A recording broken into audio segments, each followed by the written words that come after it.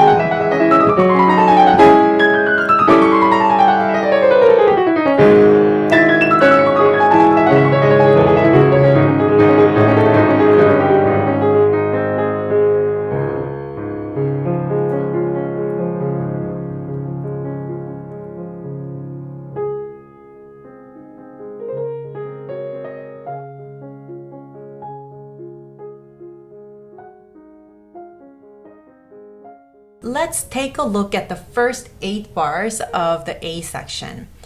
I'll play just the left hand for you. I would like you to listen for 2 things. 1, listen to it as though this were a sentence, like a spoken sentence with natural rise and a closure at the end, like fall at the end of a sentence. And then the second thing is I want you to actually watch my wrist movement as I'm playing the sextuplets. So this is from bar 5 to bar 12, just the left hand.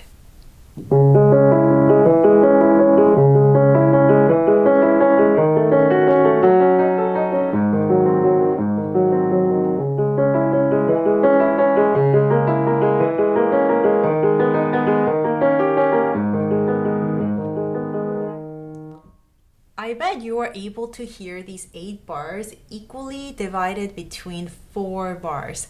If I just play the bass line, just my pinky and my left hand, it's even more obvious.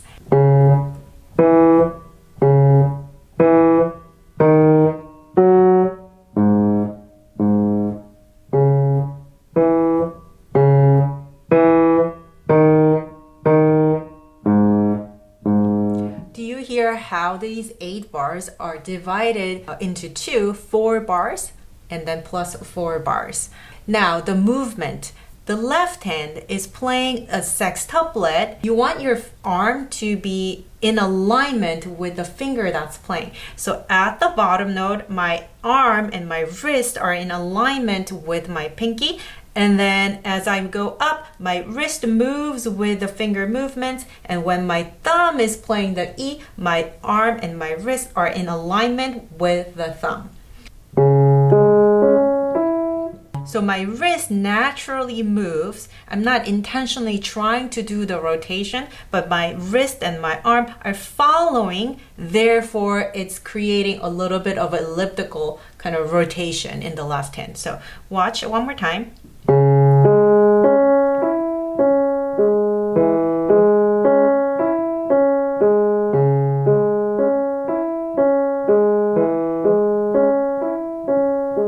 Like so. Once you practice this over and over again, get used to this movement, and maybe even make it automatic by practicing it a lot, when it's time to put the right hand and the left hand together in polyrhythm, you won't even have to think about the left hand. In this piece particularly, I don't recommend that you start 2 hands together. Automate the one hand first and then work on the right hand and then put 2 hands together. Here, as soon as you have this tune in your ear, you can practice the left hand and the right hand. You can start sight reading just the thumb with the left hand. So it sounds something like this.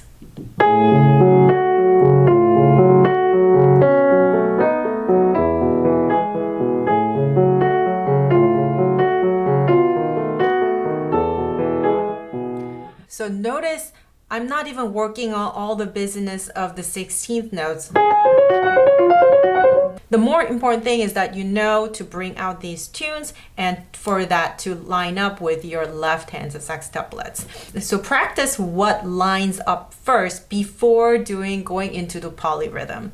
When you are ready to play all the notes in the right hand, I would suggest that you drop on the thumb and also use your rotation because your thumb is over here and your pinky is over here. You want to help your pinky by slightly moving your hand and your wrist to where the pinky is. So from thumb, using a rotation.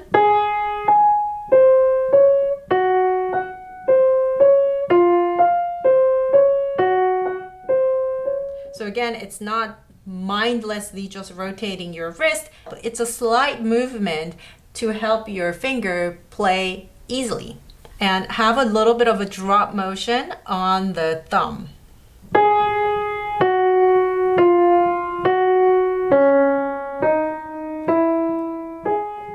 So the next 8 bars from bar 25 to 32, let's work on the right hand a little bit. I want you to not read note by note by note, but try to look at, as much as possible, groups of notes.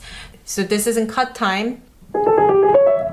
That's one beat, and that's the second beat. Instead of going,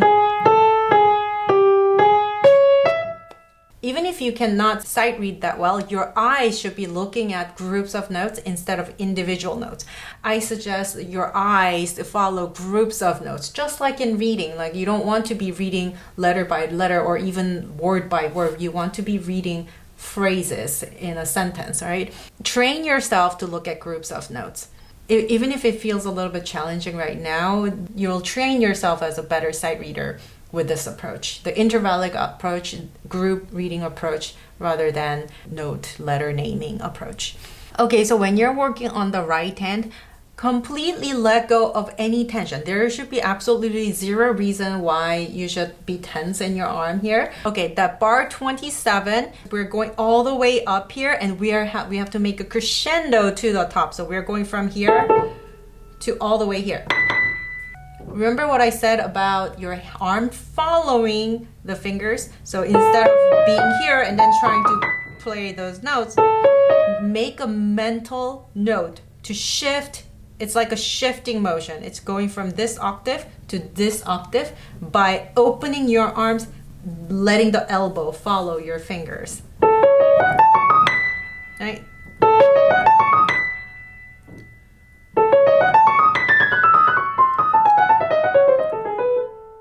Okay, and then we have a bunch of the chromatic scales.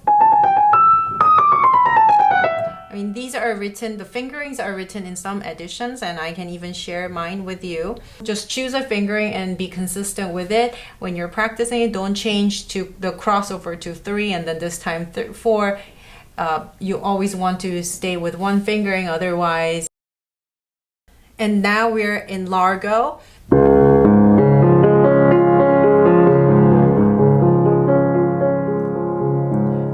Calms down into moderato cantabile. So cantabile means to sing. The most important thing, of course, in this B section is to sing, sing, sing. You want to make the right hand super legato and like the most gorgeous opera singer singing this melodic line.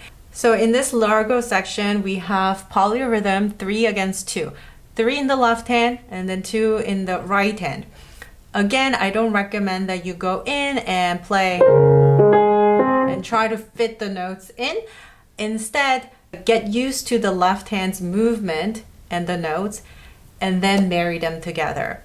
You don't want the listeners to listen to the polyrhythm. You want the listeners to experience the melody in the most beautiful way you can play it. Metronomically being accurate is kind of irrelevant here. Just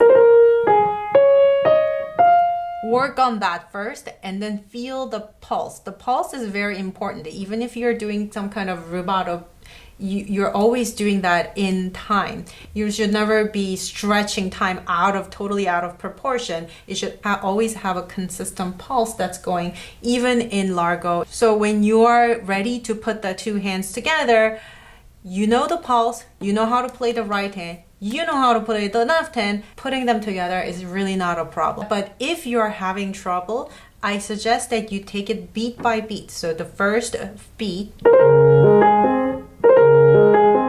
that's the first beat, but you must go down to the next beat, because those are the notes that are lining up. So you line up here, and then you line up here. Align and then align, and play everything in between. And then go from that beat to the downbeat of the next bar. And with enough practice, in no time, you should be able to do. Right? It's not a particularly hard polyrhythm to do, but if you're having trouble, take it beat by beat and always go practice what aligns first and then play a larger chunk. However, there's a little bit more complicated polyrhythm at bar 60.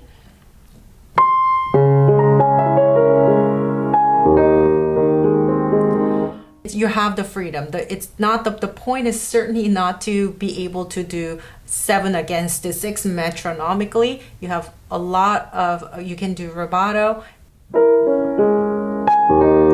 This A flat, just think of this as belonging to the next beat.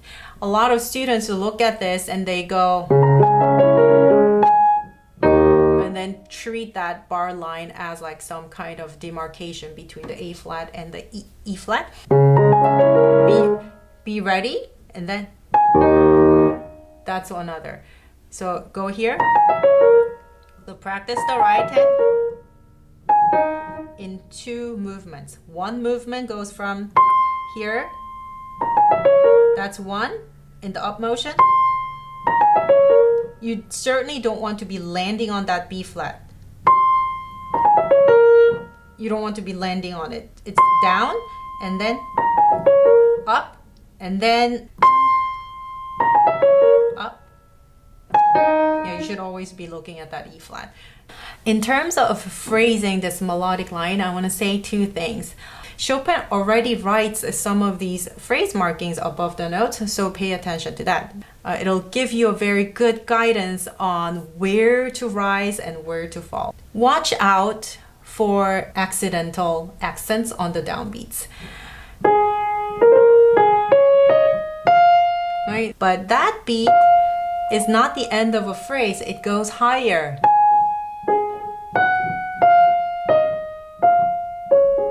That A flat on bar 46, it's kind of end of a phrase. Naturally, you want to descend, you want to fall instead of, right? Because your thumb is on that A flat, it makes it even more difficult if you're not paying attention to that.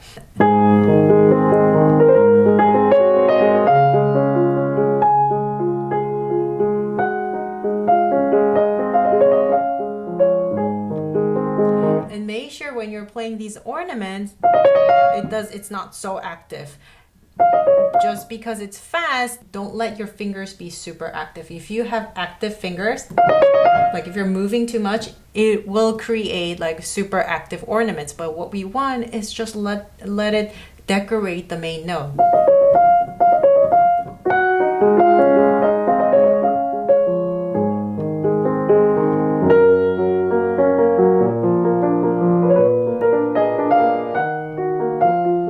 So you want to take special care and not let it like kind of accent accidentally.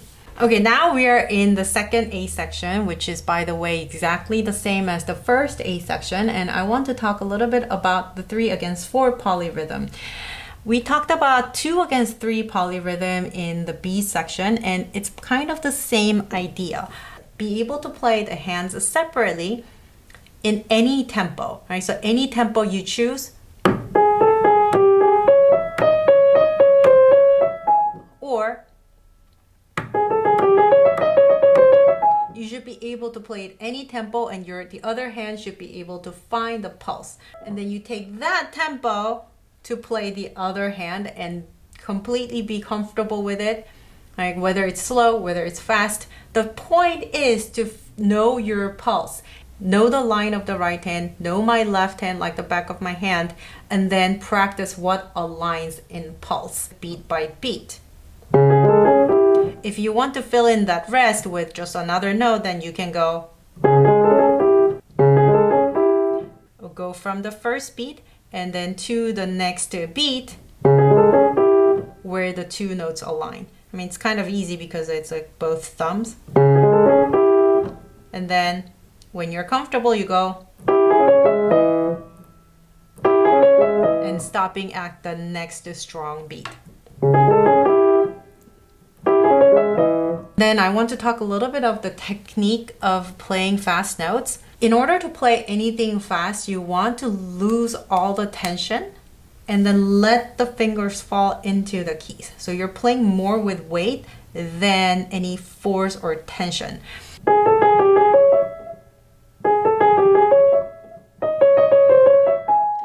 And here you have no reason to lift your fingers. I mean, this is all written piano. In fact, if you keep lifting your fingers, it'll just create noise. You want this to be kind of subdued in piano. Right? Okay, so now we are in the coda.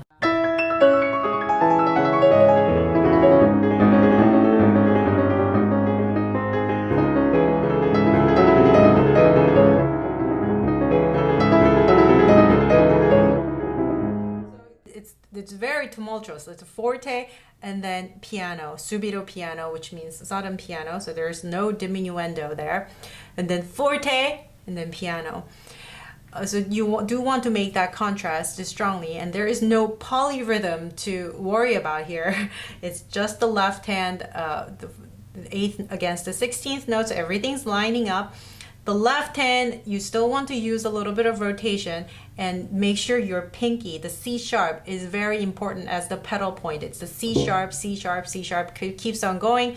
You want that to be pretty strong, except of course when you have the piano. And we have this beautiful melody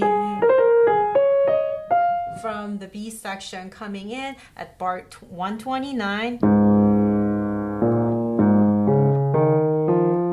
I would use overlapping legato where the notes and where the note and the next melodic note are overlapping for a little bit of millisecond. I think that's a way to make it super legato and super lyrical in singing.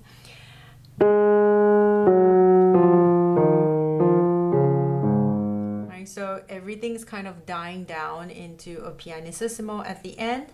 Let's not forget about the first melodic note.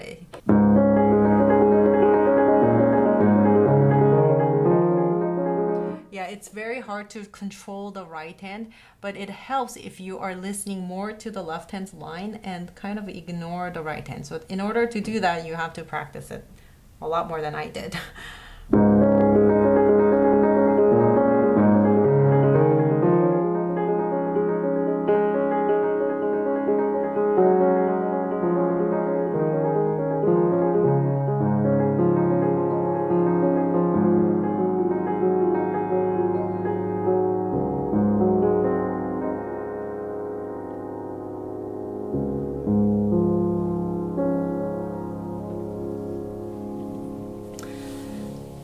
So I hope this gives you a little bit of guidance on this piece, especially if you are studying it by yourself. If you have any questions on the concepts that I talked about in this video, please drop me a line in the comments below and I'll do my best to respond to all your questions. Thank you so much for watching. I'll see you in the next episode of A Pianist's Process.